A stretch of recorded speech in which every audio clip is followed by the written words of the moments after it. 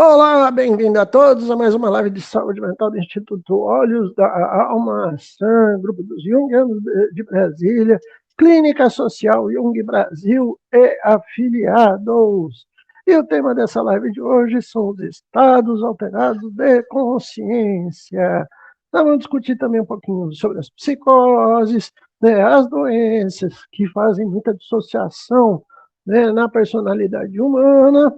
E também vamos falar das plantas mágicas, vamos falar de estados alterados de consciência, vamos falar do que é essa busca que todos nós temos de uma conexão com o lado mais profundo da nossa alma, né? Que ancestralmente os estados alterados de consciência sempre existiram, né? Nos rituais mágicos, nas buscas, os pajés, os xamãs, né? Sempre teve essa condição da gente procurar uma conexão mais profunda com o nosso inconsciente, com a nossa alma.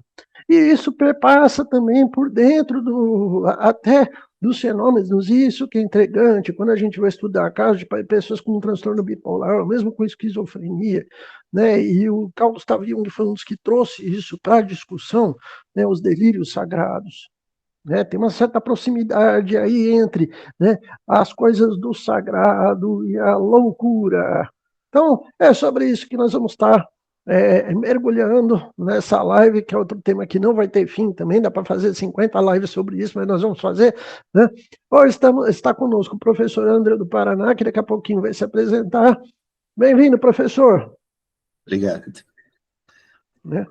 A nossa colega Sibeli Amaral. Oi, Sibeli. Eu tava muda. Oi, bom dia. Maravilha. Seu colega de sempre, Leuton Dato. Bom dia, Léo. Bom dia!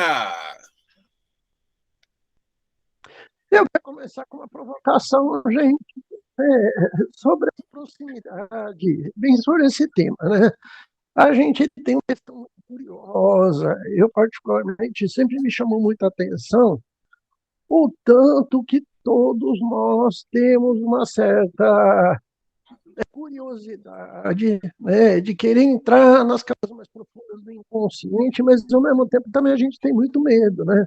Será que dentro disso eu não vou estar, às vezes, propenso a enlouquecer? Porque, né, desde que a gente vê a face da Terra, né, é, é, quando a gente pega, por exemplo, um Mahabharata, um Bhagavad Gita, né, o confronto do Arjuna com Krishna, que tem até a música Gita, né?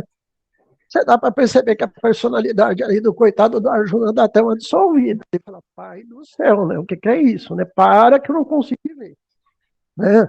Quando a gente pega no Antigo Testamento a levada de Moisés, é a mesma coisa. Quando Moisés suplica a Deus que Deus se mostre para ele em todo o seu resplendor. Né? A Semele com Zeus, a mesma coisa, a mãe de Dionísio. Né? Depois a gente fala disso. Né? Então, a gente quer conhecer Deus, as profundidades da alma, entrando por estados alterados de consciência, mas na hora que a coisa pega também dá aquele medinho, né? Você fala, e agora, José? E aí vou jogar, né?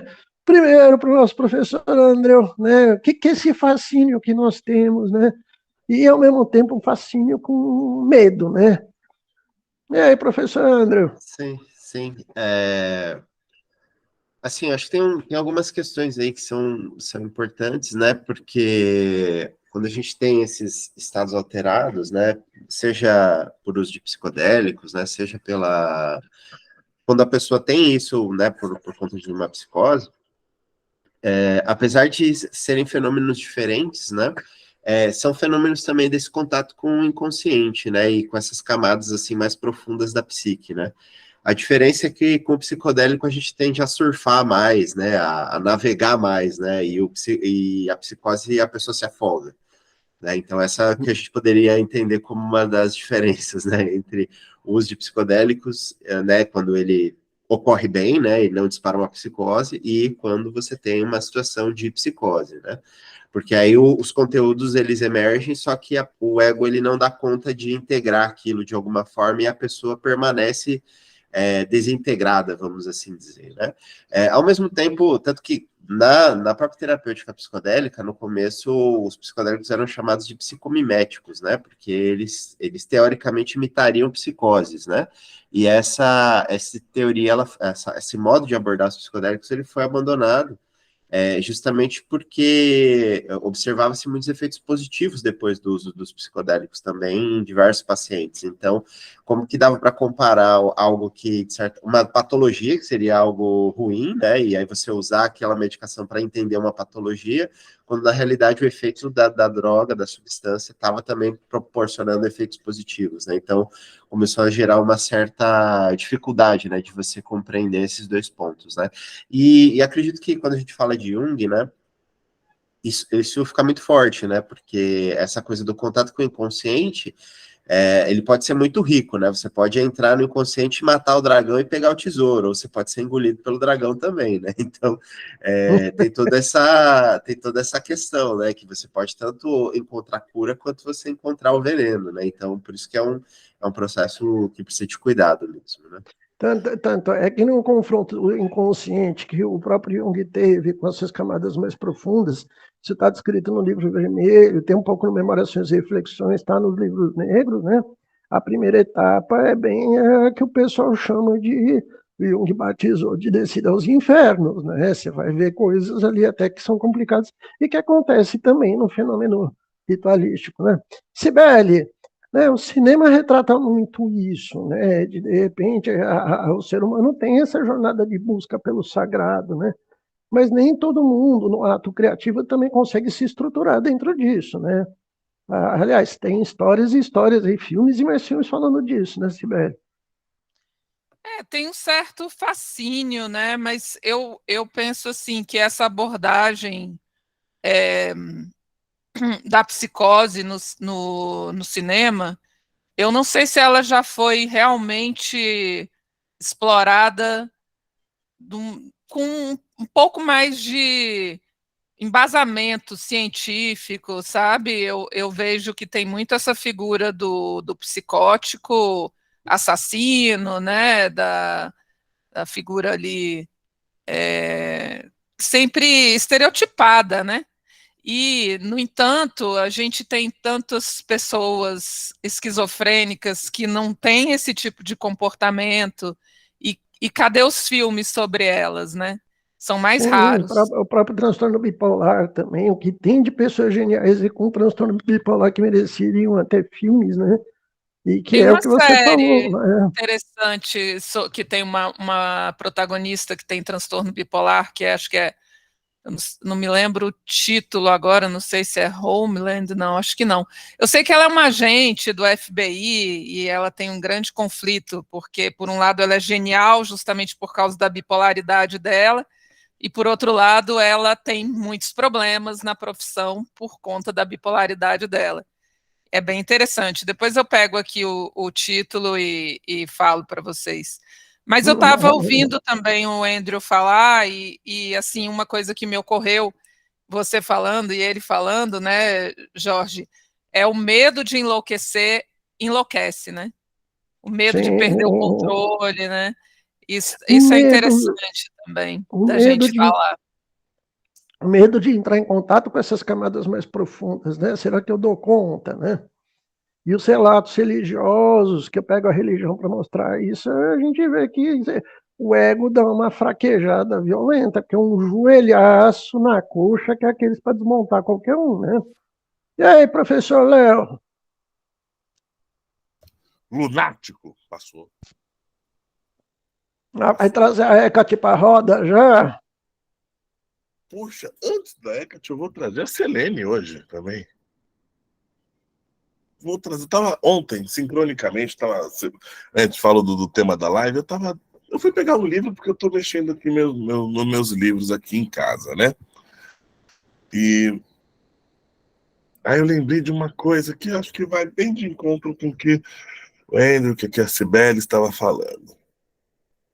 Eu peguei um livro, abri assim, falei, nossa, que interessante, ainda não li esse. Sabe aquela lista interminável que eu vou ler na próxima encarnação? Sei, E os 400 que estão na gavetinha de baixo ali da estante, na parte de baixo da estante. Sei. você fala, eu vivo minha vida, eu leio todos os livros da estante, né? E aí, o que acontece? Parei justamente na Selene. Eu lembrei, falei, gente, eu lembrei da questão do lunático, que a gente até discutiu uma vez, né, Jorge? O lunático ligado à Lua, né? E lembrei da Selene como uma deusa da Lua, e lembrei de um aspecto interessante da Selene, tá? Inclusive, ela falou para você mandar um WhatsApp para ela, viu, Jorge? Trocamos altas ideias. Você precisa ver as confidências eróticas minhas com ela, que loucura. Sai cada coisa, Sibeli do céu, isso não pode filmar, não, que ia assustar o povo, viu? Eu quero que o Léo fale da Cibele um dia. Eu sempre falo. E aí eu lembrei, tá bom, a Selene, uma deusa primordial da Lua, perfeito? Mas que também tem um efeito junto lá, enquanto uma deusa primordial da Lua, com os titãs, né? E lembrei dos titãs, da titanomaquia, da luta dos titãs, mas eu lembrei do aspecto negativo dos titãs na psique humana. Que eu vou falar para vocês. É enlouquecedor. É muito curioso. Até o Raul Lopes Pedraza coloca até a ansiedade como uma força titânica, né? A ansiedade cultural, né? Um dos protagonistas aí da psicologia arquetípica, ele bate muito pesado nessa tecla, né? Até porque o estado alterado de consciência, ele não passa pela força do desejo do ego, né? Ah, eu quero entrar, eu não quero entrar. Né? Muitas das vezes, mesmo em rituais sagrados, o ego se vê totalmente fragilizado, impotente diante do que está acontecendo. Né, professor André? E eu acho que as doenças mentais também têm um pouco disso, né? Eu volto lá para trás, antes do Jung, Pierre Janet, falando da autonomia psíquica, dos complexos, depois o Jung falando da teoria dos complexos, que alguma coisa me possui, eu fico tomado, aquilo vem para fora, né? E, particularmente, essa experiência do estado alterado de consciência tem um pouco disso, né, professor? Sim, sim, com certeza. O Zóia, né, o Luiz Zóia, ele, no Nascer Não Basta, né, Iniciação e Toxicodependência, ele vai falar, tem um ponto que eu acho que é bem importante que ele vai falar nesse texto, né, sobre a toxicomania, da importância quando a gente pega esses rituais tradicionais de uso de psicodélicos e tudo mais, né, eles têm um significado muito bem demarcado e ele tem um território muito bem demarcado.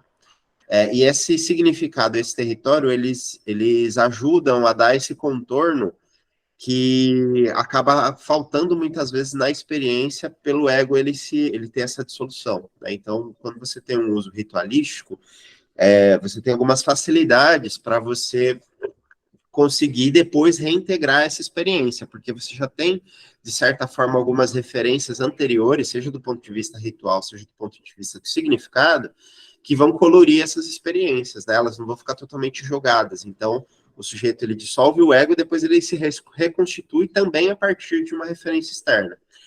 Isso, por um lado, é positivo. O que se espera é que pelo menos tenha alguém para auxiliá-lo nisso também, no fenômeno, né? Pelo Sim. que eu percebo da religiosidade séria nesse aspecto, sempre tem um mestre perto, um companheiro de jornada. Sabe, você está bem? Como é que você está? Para pegar na mão da pessoa, fazer uma massagem, volta, né? Sim. Larga o médium, né? Segura, sobe, sabe? Sim, né? E aí existe uma relação de confiança também, né? Porque você está tomando um psicodélico forte, que você está ali tendo uma dissolução do ego, mas você confia que os espíritos vão te ajudar, enfim, com aquelas referências ali que tem ali naquele espaço religioso, eles vão te dar todo o contorno e todo o suporte necessário que você precisa. Quando você sai do contexto religioso, isso fica um pouco mais difícil, porque peraí que meu gato aqui foi querer mexer na minha câmera. Quando sai do contexto religioso, é um pouco mais complicado, por quê? Porque você não tem esse contorno todo, né? Claro, você tem muitas vezes um contorno que é mais social ali, das pessoas que estão fazendo a utilização junto, e às vezes a pessoa pode ter muitas crises, por isso que é importante também as tendas de redução de danos, justamente para ajudar a pessoa a ver que está tudo bem, para ela poder se reorganizar e poder voltar, porque aí a gente tem a questão do abaixamento do nível mental, né, que até o Pierre Janet falava também, que é justamente a pessoa ficar altamente sugestionável. né? Então, dentro do contexto religioso, isso pode ser problemático no sentido da pessoa ficar altamente sugestionável pelo ambiente religioso, não conseguir ter um senso crítico sobre ele em alguns momentos, né? Porque isso vai se estender para além da experiência, muitas vezes. Agora, dentro, por exemplo, de um contexto de redução de danos, né, a pessoa ela pode ficar muito ansiosa por conta de a fantasia dela está muito ativada, então ela tem algum tipo de experiência ali que não é agradável e ela vai começando a criar uma fantasia muito maior do que a experiência que está acontecendo, que vai gerando muito medo, né? Então ela vai entrando como se fosse num túnel, né, de medo, de mal-estar, que você precisa ter uma pessoa para ajudar ela a sair dali, né? Para ela poder ver que está tudo bem, para respirar, para poder ela se reorganizar novamente num aspecto um pouco mais positivo, né? Então é realmente bastante desafiador esse processo, né? E aí a questão, agora saindo até pensando na questão da psicose, muitas vezes existe até a dificuldade do sujeito ele conseguir verbalizar isso, porque às vezes a função cognitiva dele, por exemplo, quando você tem uma situação de salada de palavras, é muito difícil dele conseguir comunicar como que está o ambiente interno, e talvez até ele tenha até uma referência frágil do que seria um estado onde o laço social dele com as outras pessoas, de comunicação, de linguagem, tivesse um pouco mais estabelecido, né? Sim, é legal isso que você está falando, André, inclusive muito importante, porque, assim, até a gente está fazendo alguns videozinhos aí falando da prevenção em saúde mental, eu pego muito pesado na questão da consciência, né? Porque a pessoa não tem consciência, ela não consegue ter percepção dos afetos, consciência corporal, falha de comunicação, problema cognitivo, né? Então, tudo isso junto aí, a gente vê muito isso, por exemplo, paciente bipolar, né? Ele não sabe nem o que ele está sentindo, o que atropelou ele, o que foi, né? Atropelou no sentido figurado, né? E como verbalizar isso para se posicionar na sociedade, né? A pessoa fica muito perdida, né? E é curioso, porque eu estou fazendo uma analogia entre a experiência do estado alterado de consciência dos dois lados, tanto do religioso quanto do lado também, né, da vivência que às vezes o paciente tem. A diferença, logicamente, que é a estrutura de identidade de ego, né? Mas essa coisa de ser meio atropelado, de ser meio, sabe, o que foi que aconteceu, né? As pessoas que têm vivências profundas, né, Sibeli, a gente vê muito isso, no cinema tem muito retrato disso, né? Aquele filme A Cabana mostra meio que isso, né? Aliás, né, o santo que não acreditava em Deus, né, do João Baldo Ribeiro, a literatura, o cinema mostra muito isso, né? E no contato com o sagrado, o ser humano fica meio catando uma mamona no chão, quem que foi, o que que aconteceu, onde é que eu tô? E aí, Sibeli? Jorge, eu trouxe aqui, antes de falar disso, alguns clássicos, né, do audiovisual. Clube da Luta, Uma Mente Brilhante, Pegue-me se for capaz, Homeland, que é a série que eu falei, e tem 2 brasileiros também, né, Nise, No Coração da Loucura, e Por que Você Não Chora? Porque que você não fala do, chora. que fala do borderline, que é um outro caso, né? A gente está falando muito do bipolar, mas o borderline ele também apresenta essas alterações, né? A tal da psicose branca, que eu acho muito interessante a gente trazer para o nosso tema aqui, porque aí a psicopatia e o transtorno borderline tem esse lugar da psicose branca, quer dizer, você tem um falso self aparentemente organizado, mas o que está por ali, por trás, é algo completamente com pensamentos mágicos, né? Com E, transtornos assim pesados. e Diga, até Jorge. no caso do Porque Você Não Chora, a história da Jéssica, né, ela é muito ilustrativa disso que a gente estava falando. Que era estudante de psicologia que não se conectava com ela, que tinha muita dificuldade de se expressar, de falar, de se soltar, né? Sabe? Que ela é atravessada por vários sentimentos, era muito claro, né? E E o cadê que mundo consegue interior colocar isso na sombrio, né? ordem? Exato, É, cadê que consegue colocar em ordem isso, né? Cadê essa estrutura de personalidade para digerir isso, né? exatamente. Agora, sobre esse outro lado que você trouxe, né, do sagrado, tem ótimos, né? Tem aquele muito famoso, clássico, não sei o que de Cristo, gente, me ajuda aí. A A última última tentação de Cristo. tentação de Cristo. É muito interessante, né? Tem vários. Depois eu vou pesquisar aqui enquanto vocês estão falando, aí eu trago uns nomes para vocês. Maravilha. E aí, Léo, bota fogo aí, vamos lá. Você tinha começado a contar a história da Selene. Eu acho muito curioso essa questão de, no embate, a gente fica. O Dionísio é um exemplo disso, né? Tá, que é uma das divindades que o tempo todo está falando de embate com o sagrado, né? Ele tem os rituais, as bacantes, que são rituais iniciáticos, não é bacanal, viu, gente? Isso é uma leitura cristã no mito, né, indo-europeu, né?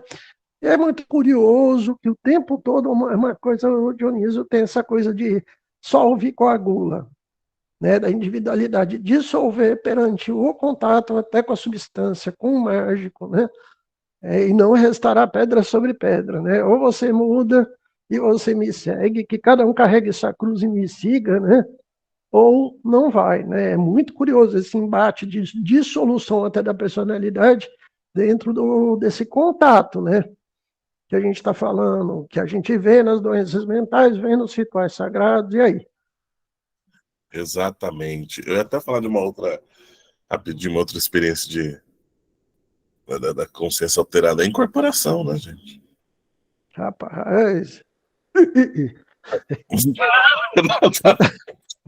Tô brincando, hein, E aí? Por favor, galera. E aí, o que acontece? O que acontece, Zinfio? Seguinte, né, eu também estou brincando, mas falando sobre essa questão de Dionísio, você introduziu bem, eu acho que não tem como a gente conhecer o Dionísio sem entrar na dança dele, é impossível, tá? Porque o Dionísio, ele vai trazer semelhanças com Shiva, né? É a figura do Sol Negro.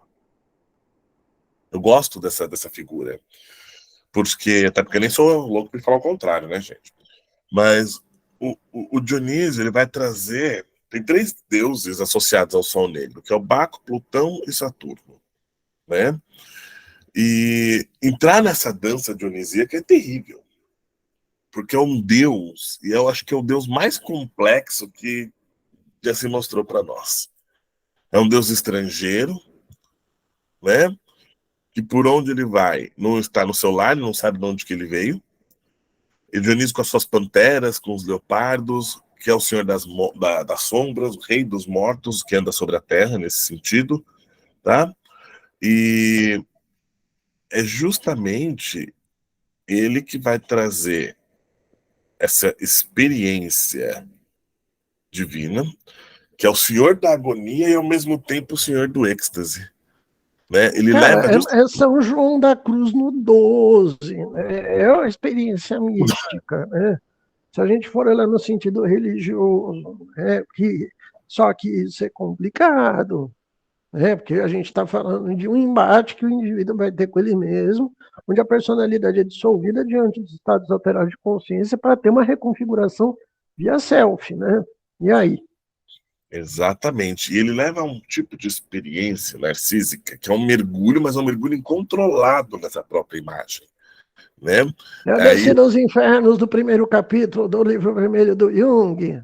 Exato. Essa experiência de contemplar o ser real, né? Aquele que está lá do outro lado. Então, o Dionísio ele vai levar a uma confusão. Esse mergulho que vai procurar o êxtase, que ao mesmo tempo tem um abandono, né? E que é a dor final desse desespero do despertar. Eu acho muito curioso que a gente está falando, na verdade, até também de mística, né? Estou evocando aqui, né? Santa Teresa d'Ávila, São João da Cruz, a Noite Escura das Almas, a Nigredo dos Alquimistas, a pancadaria, né, Léo? Um restará pedra sobre pedra. Depois de atravessar o deserto, você não é mais a mesma pessoa. Exato, e ele é um Deus que cavalga, né? É o Deus também do desmembramento. Ele leva a experimentar essa loucura, esse despedaçar, esse desaparecer Né? A tragédia grega é uma expressão dionisíaca, ou seja, a vida como tragédia. Hum. Rapaz. Eu tô até Bonito. com medo disso, viu? Que nós estamos evocando as forças mais poderosas do universo na transformação do ser humano. Isso é muito bonito, né? Bonito. E aí, professora Andreu? Vou jogar para todo mundo aqui, né? De médico e de louco, todo mundo tem um pouco. Eu acho isso tão curioso, porque a gente tem por trás disso tudo uma busca de sentido, né? Que infelizmente algumas pessoas, por não ter estrutura de identidade, sucumbem, né? Por não ter, né? A doença mental mostra muito claro isso para a gente, né? Mas que ao longo da vida a gente vai tendo esses convites para fazer as travessias, muito embora tenha muita gente que fica em casa trancada no quarto, correndo disso, porque morre de medo de se encontrar ou de se encontrar com o sagrado, né? Aliás, isso é muito comum hoje em dia, né?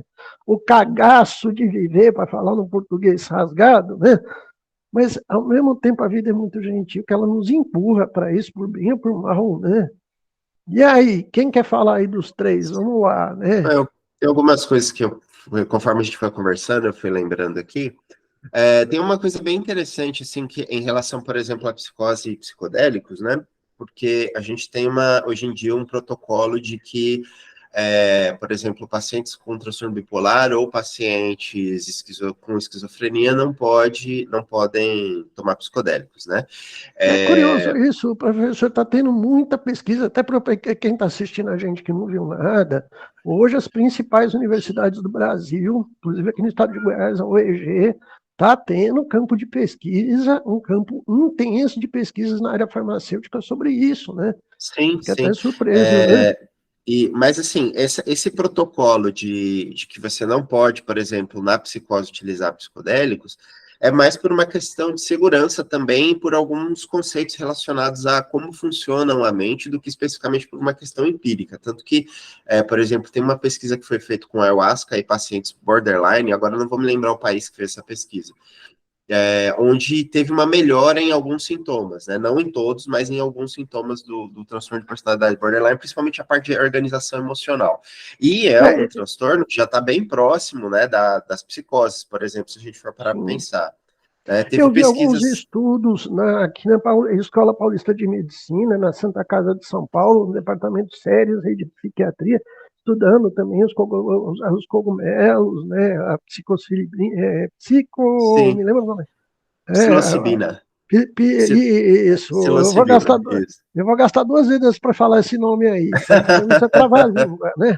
Mas eu vi gente muito séria no Brasil estudando inclusive também com pacientes psicóticos, né? Sim, não, paciente psicótico, que eu saiba, não tem nenhuma pesquisa ainda, né? Até porque por várias questões e implicações legais relacionadas a isso, né? Eu sei, por exemplo, teve uma pesquisa que foi feita com LSD, mas há bastante tempo antes do proibicionismo, né? Que foi com esquizofrenia catatônica, né? E os pacientes eles apresentaram uma melhora na catatonia, mas depois, conforme foi passando conforme de certa forma eles foram ganhando uma certa familiaridade com a droga, né, os efeitos positivos começaram a reduzir e a pesquisa foi encerrada. E o Stanislav Grof também, ele acredita, né, que o uso de psicodélicos por pacientes psicóticos tenderia, num primeiro momento, a aumentar a crise e depois gerar uma reorganização psíquica, né? Mas, enfim, as pessoas têm muita dificuldade de testar isso, porque, assim, a gente tem dificuldade de liberar psicodélicos para pessoas, né? A gente que é neurotiquinho, assim, mais tranquilinho, mais normalzinho, imagina para um paciente que tem uma desorganização mais severa, né? Mas é só uma questão para a gente entender também esses riscos, né? E, ao mesmo tempo, o quanto que isso não é necessariamente a mesma coisa, né? Aí tem um conceito que foi criado pelo Robin Carhart Harris, que chama entropia psíquica, que é bem interessante que vai trabalhar um pouco essas questões relacionadas a essa questão entre psicodélicos, a questão do estado alterado de consciência e a questão do neuroticismo, né? Que ele vai considerar que a entropia psíquica é justamente a nossa psique, antes da gente ter essa consciência muito bem direcionada que a gente tem, ela era muito mais caótica, ela era muito mais bagunçada, né? Que seria basicamente o inconsciente Se for fazer um paralelo com Jung, né, essa concepção do inconsciente e depois você tem a consciência emergindo, né? Aí a consciência, de certa forma, ela vai atenuar uma série de estímulos mentais e ambientais, onde a gente, de certa forma, para a gente poder ter um foco mais dirigido, né? Só que essa capacidade de focar, ela vai gerar também o neuroticismo, né? Que seria justamente comportamentos obsessivos, pensamentos obsessivos, ruminações, justamente porque o sujeito fica excessivamente fixado a esses objetos. E aí os psicodélicos, eles ajudariam a aumentar essa entropia psíquica, justamente para que o sujeito ele não fique tão fixado assim nesses objetos, voltando a consciência para o estado mais infantil, mais primário, para que ele possa, então, construir novas vias neurais, enfim, novas formas de conseguir se organizar. E o grande problema da psicose é que a psicose, em tese, né, dentro dessa linha, ela teria uma alta entropia psíquica, então ela já seria bastante desorganizada em certos aspectos, e aí quando você introduz um psicodélico, você desorganizaria ainda mais, né? Por isso que seria essa recomendação de não utilizar. Mas isso são coisas a serem ainda verificadas, a serem testadas com mais calma. É curioso, né, André, pegando pacientes principalmente bipolares, a tendência de pessoas com transtorno bipolar que, sem saber do tamanho da confusão, né, por questões de compulsividade, né, que tem muito a ver com a fase maníaca, né, que se joga no vício, e isso passa a ser catastrófico na vida da pessoa, uma coisa fora do convencional. Sim, sim. Né? Sim, e aí até que ponto também, né, se a gente for até levar em consideração o que o Zóia fala, né, da questão do vício como uma tentativa de morte e renascimento simbólica que vai acontecendo, né, e não consegue ter uma certa, não consegue se efetivar, até que ponto que a gente, que a pessoa com transtorno bipolar ou a pessoa que está numa relação muito forte com droga não está tentando virar essa chave, né, de alguma forma, mesmo que inconscientemente, né. Muito bom. E aí, Léo, Cibele? Eu quero falar um pouquinho. Peguei aqui um filme que, para mim, ele fala muito do que a gente está falando. É um mito contemporâneo, que se chama Matrix. Ele toma uma droga e ele vai para um estado completamente diferente, né, de consciência. Faz um mergulho profundo e depois ele faz. A gente compara com a história do Buda, né? Quando a gente estuda audiovisual. Quer dizer, depois ele vê que tudo é maia, né? Quando ele começa, faz assim, e vence lá os quem soldados. Que eu sou na hora que você percebe que Maia era a mulher invisível? Quem que é que eu estava beijando de verdade? Né? Que coisa horrorosa, né, Cibele? Aí já não sei, aí é com Léo. Mas olha que interessante, né? Acho que vocês nunca tinham pensado no Matrix dessa forma. Mas ele tem tudo a ver com o que a gente está falando. E era um cara super rígido, né? Não. E isso que eu acho interessante a gente trazer para cá, porque ele era um cara rígido, inquieto, mas um cara... aparentemente, tudo estava normal com ele, né? Só que não tinha nada de normal ali. Então, eu acho interessante a gente trazer a discussão também, como o Andrew falou, para os normóticos, né? Porque é interessante a gente perceber que não existe uma diferença tão grande entre a gente e o psicótico. Se você der vazão aos seus diálogos internos, se você, né, se jogar um pouquinho num jogo, num exercício de dar corda ali para as suas fantasias, os seus diálogos internos, você pode ver onde isso vai parar. Então, acho que é interessante também para o normótico fazer essa brincadeira. Com certeza, tanto é que Jung convida todos nós a fazer nosso livro vermelho, mergulhar inconsciente, né, fazer a imaginação ativa para quem estiver fazendo terapia, pelo amor de Deus.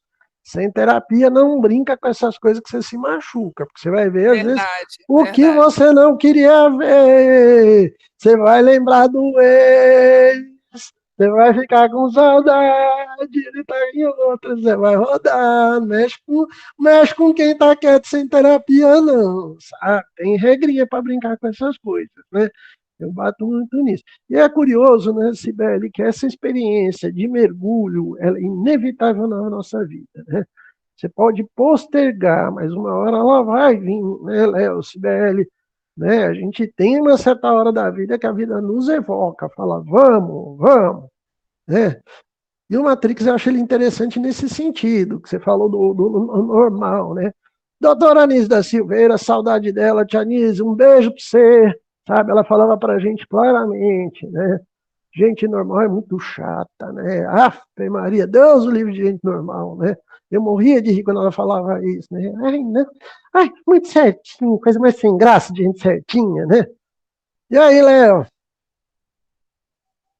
Vocês falaram da imaginação ativa, né? Fazendo terapia. Gente, não brinca com Playmobil sem manual de instruções, por favor, tá?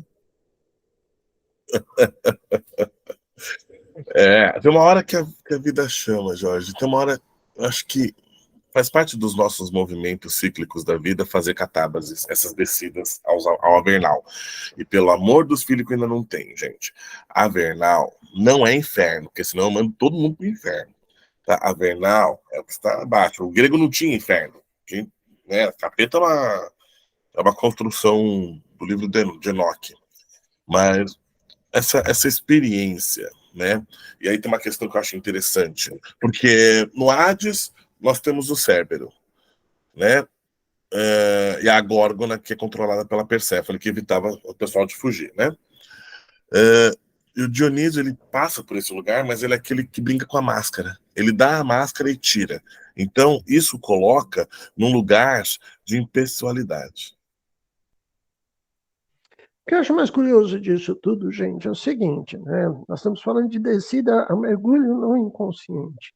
Por mais que a gente utilize uma linguagem refigurada, repito, isso está nos místicos, né, nas pessoas que têm contatos profundos com o sagrado. Isso está no uso de substâncias mágicas. Às vezes, André, eu acho que até tomando um shopping com os amigos, de repente ali, ouvindo uma música aqui que te toca profundamente. A experiência ela não depende tanto da substância A, B, C ou D, né? Às vezes, eu tive experiências mágicas aí de contato com o sagrado fazendo coisas muito inusitadas, tocando, né? Eu me ligo muito na minha espiritualidade tocando. Tem hora que você tem, sabe, tá terminando um show em estado de euforia, sabe? Aquela coisa de êxtase mesmo, né? Aquela, cara, eu tive experiência lá em Pirinópolis tocando com a Popeye uma vez que eu saí em estado de êxtase. Eu não consegui dormir depois, né? Repassando o show, lembrando dos detalhes, que é uma energia muito forte, né? E como é que eu entrei em contato? Foi com a música. E não só a música, mas o ritual de estar tocando e estar tendo interação com a plateia e vice-versa, né? Que é uma coisa meio... Né? Então, essa experiência de contato com o estado alterado de consciência pode vir pela dança, pela música. Uma pessoa que senta debaixo de uma árvore e ilumina, né, seu Buda? Abraço, Buda! Né? Não depende só da substância, né, André? Eu queria entrar um pouco nisso também. Sim, né? exatamente. Tanto que a música é um dos elementos principais, né, em relação a, por exemplo, quando você vai fazer terapia psicodélica, né, tem campos de estudo bem amplos, né, justamente relacionados à música, né, a como que a música interfere na experiência da pessoa, que tipo de música que deve ser utilizada, entre outras coisas, para poder gerar a melhor experiência possível e a música também pode gerar dano, né? Esse que acho que é um ponto importante, né? Tanto como a gente pode chegar no céu com a música, a gente pode ir para o inferno também, né?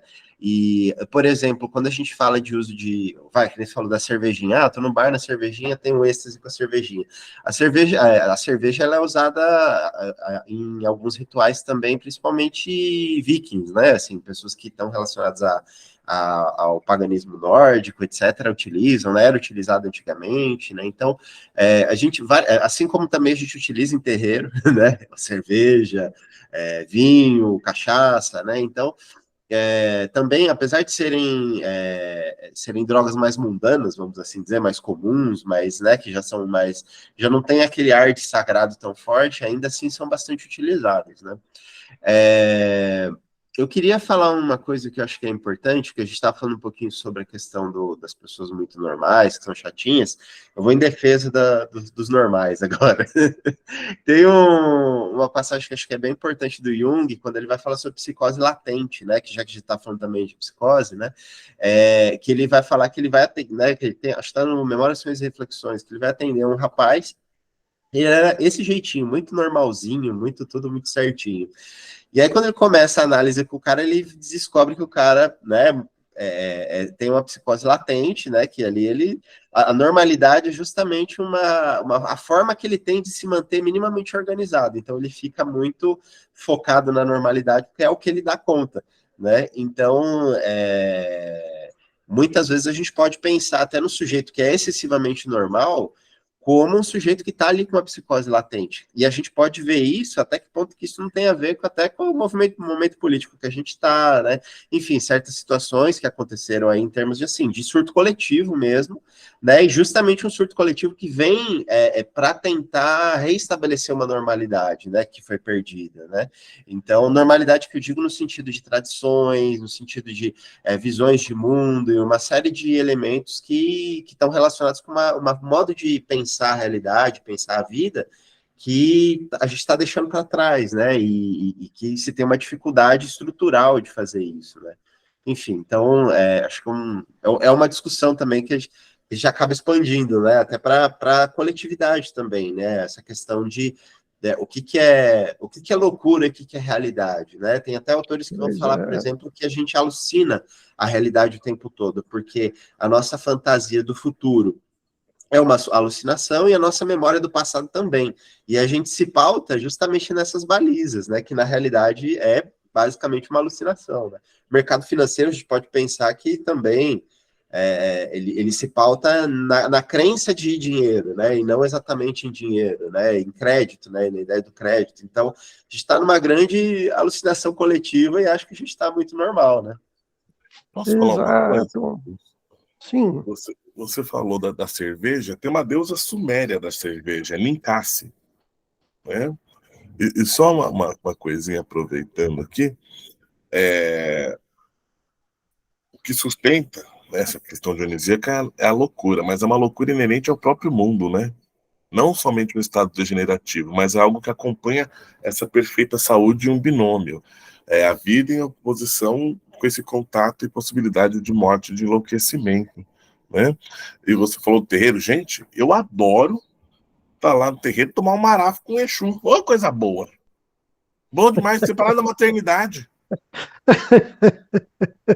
Maravilha, né? É Você sai meio curioso, três, né? porque são experiências, né? São formatos de experiências, né?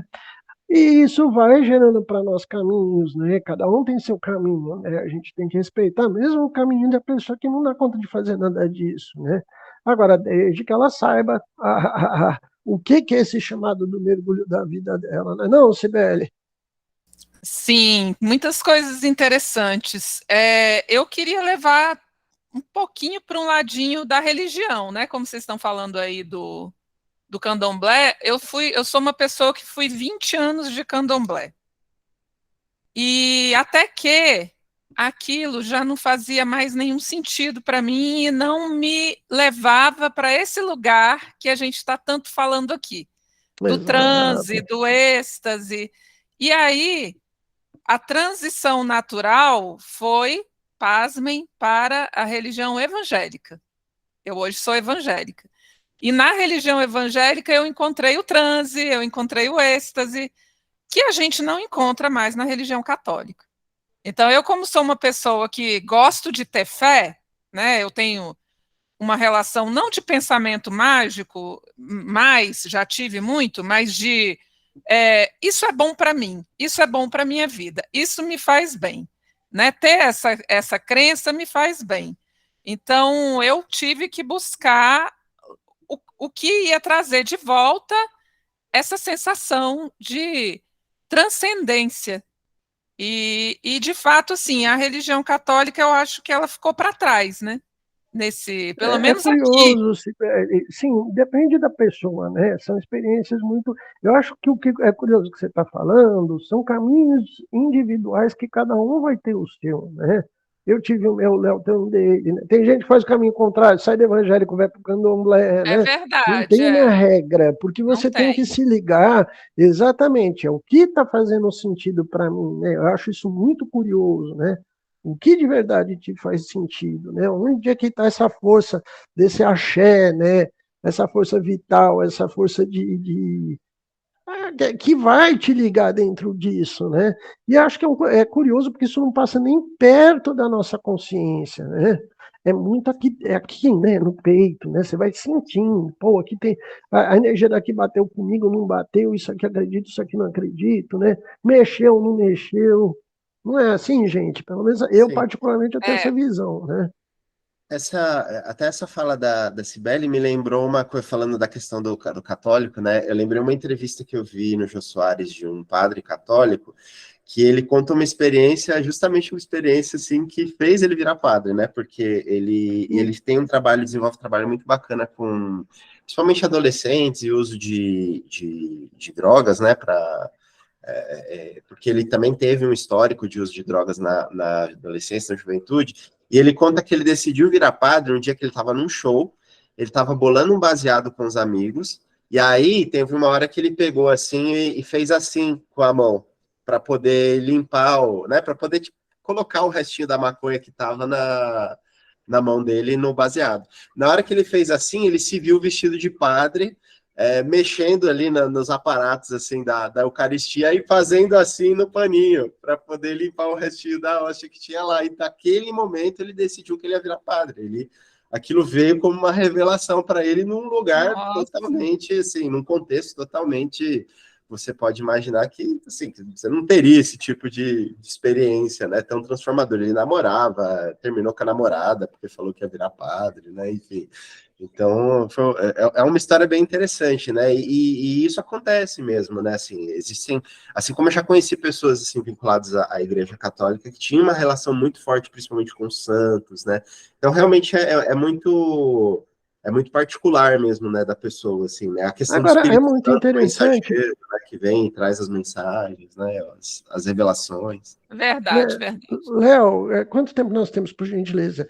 Eu só queria reforçar uma das questões aqui que a gente tem que frisar muito, muito. O campo da experiência, ele é inerente à nossa natureza. Nós vamos viver as experiências, né? Agora 10. Quando, como, com quem, aonde, nós não sabemos. Uma hora você vai descer para esse mergulho no inconsciente.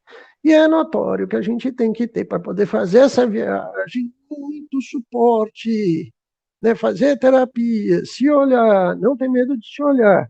Até porque também, né, eu, graças a Deus, nunca tive paciente entrando em êxtase porque eu estou fazendo análise no meu consultório, né? Muito embora tenha grandes fenômenos cartáticos que aconteçam no consultório, né? Mas não desse nível, né? O que é comum as pessoas terem esse embate aí com o sagrado de alguma forma e trazerem isso para digerir na terapia, na análise, né?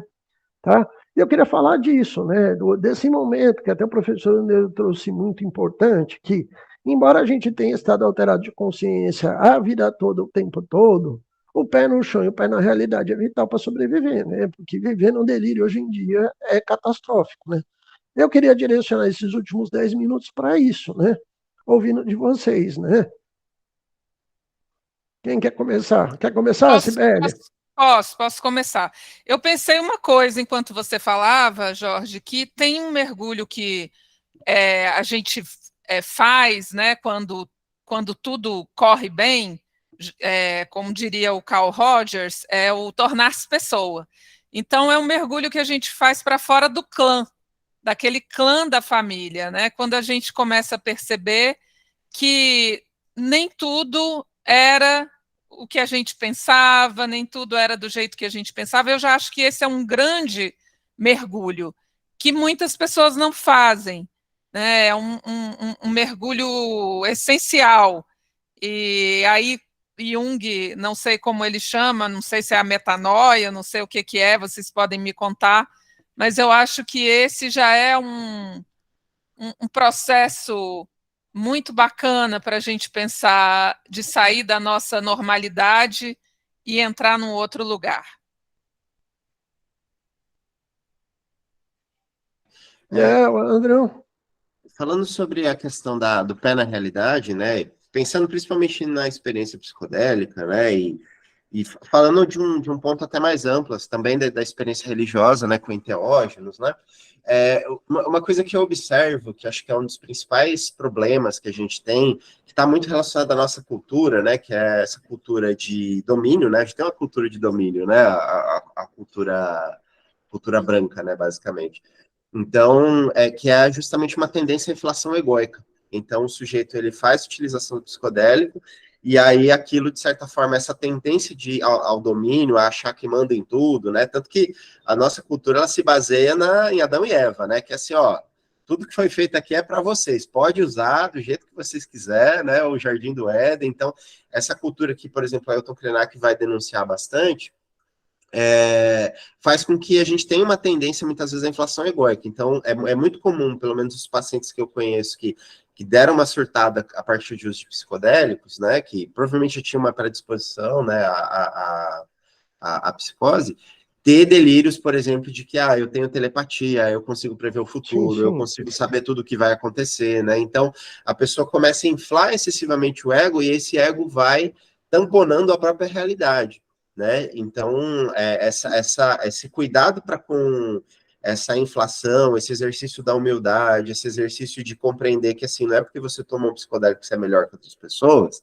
eu acho que isso, ou que isso, de certa forma, vai te trazer uma revelação, que, nossa, isso vai, eu sou um gênio que mudou a realidade, né, ou isso não vai contribuir em nada para você, o ideal é você manter uma postura de humildade sempre e tentar trazer aquele benefício para um nível mais individual do que achar que aquilo, nossa, vai ser algo grande para a coletividade em toda, e também sempre desconfiar quando vier esse tipo de ideia, né? Esse tipo de Até porque, André, pensamento excessivamente egóico, né? E é curioso, até porque é traço, tanto da esquizofrenia quanto do transtorno bipolar, a megalomania. Sim, sim. A gente está falando, e vem muito junto a inflação de ego, que a gente tem nós vivemos numa sociedade do delírio, que hoje todo mundo vai ser milionário virando influência, Exato. né? Ou eu sou a princesinha da mamãe que nasceu para ser servida, né? Oh, meu Deus, eu gosto de gente assim, você precisa ver, trabalhar para quê se eu posso, né, escravizar os outros, ficar lá no sofazinho batendo palminha pedindo umas frescas, né? A galera tem uns delírios assim que eu fico olhando, vai trabalhar, não, madama, para ver o que você vira, né? Que tudo tem a ver com vaidade e excesso também dessa questão, até que você está pontuando muito bem, né? E aí, Léo, e aí, Cibele, para a gente encerrar, já vou pedir as últimas palavras de cada um para a gente fechar no nosso tempo programado. Esse tema aqui também não tem fim. Olha, então eu vou começar. Primeiro é um prazer, gente. Andrew, prazer. Cibele já é brother, gente. Sabe? Um pé na realidade e não se esqueça que você não tem o manual do Playmobil. Tá? E para toda híbris existe uma nêmesis. Para todo grande pecado contra os deuses existe uma correção em igual medida. Então é bom, galera, tomar cuidado, porque senão você dança, né? E aí, Cibele? Eu quero fazer aqui uma defesa também, como o Andrew fez, das pessoas normais. Eu gosto das pessoas normais, mas eu entendo o que a doutora Nise dizia. Eu acho que é aquele falso normal que é chato, né? Aquela pessoa que se acha acima dos outros, que se acha muito certinha, e depois invade o Congresso, os três poderes e vai preso. Então, é um delírio, né? Como a gente falou aí. Então, eu acho que a gente tem que ter cuidado, se achando normal demais, mas as pessoas que batalham pela sua sanidade, né, que vão fazer terapia, que investem na sanidade mental, essas estão de parabéns e eu quero dizer para elas que estamos juntos. Maravilha. Professor André?